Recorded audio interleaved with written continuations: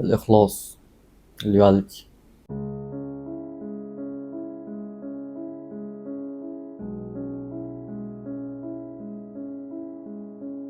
الإخلاص من أصعب الصفات ومن أصعب الطباع اللي أنت ممكن تدور عليها في الناس، لأن مشكلتها ما بتبانش بسهولة، وممكن تقعد سنين تكتشف إن هي مش موجودة، وعند مستوى معين ممكن الإخلاص ده يروح على حسب الشخص اللي قدامك هيختبر في إيه بالنسبة لك.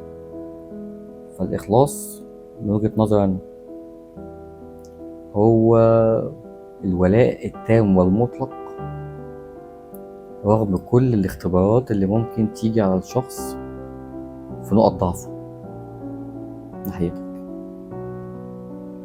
حتى لو في مبادئه أحيانا. يعني يمكن أكون أنا التعريف ده أوفر شوية، بس أنا بشوف الإخلاص كده.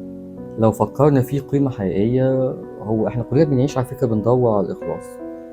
انت لما بتخش ريليشن وبتيجي تتجوز بتدور على شريك تحس معاه بالامان والاخلاص، ان هو مهما الظروف عملت ومهما الحياه اختبرته هو جنبك واقف معاك.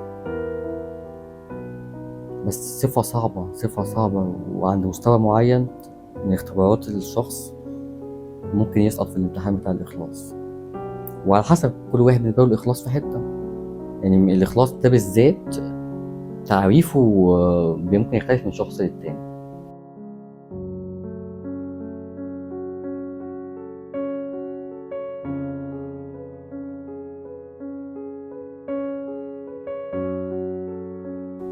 الإخلاص بيطلب منك تبقى صادق مع نفسك في المقام الأول، وتبقى عارف إن أنت مخلص للطرف اللي أنت عايز تبقى مخلص ليه، حتى لو جه الوقت اللي أنت تم اختبارك في مبادئك.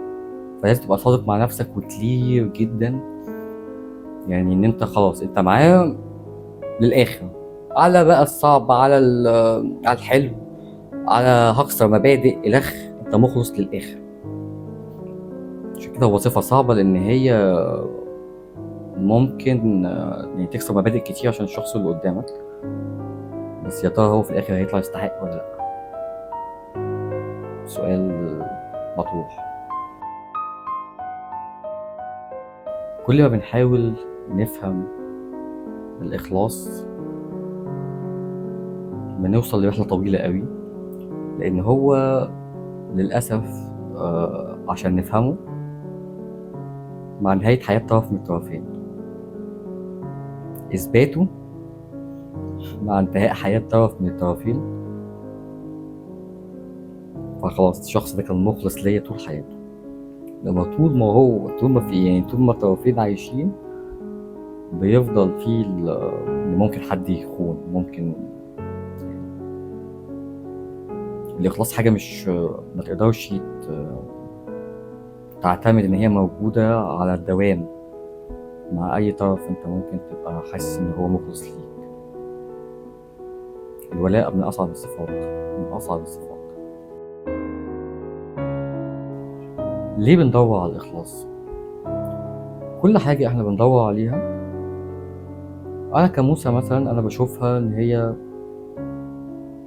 يعني ده بشوف الطبع ده فيا وأنا بديه، فببقى مستنيه دايما من الناس اللي حواليا.